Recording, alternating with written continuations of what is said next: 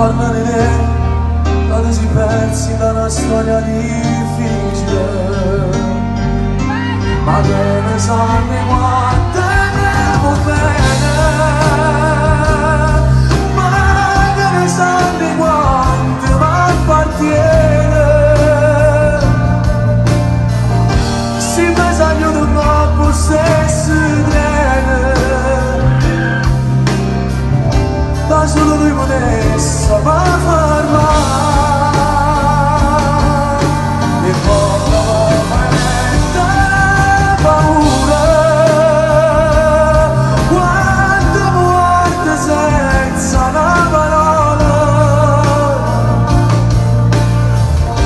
che lo silenzio taglia a pezzo cuore o mi accarezza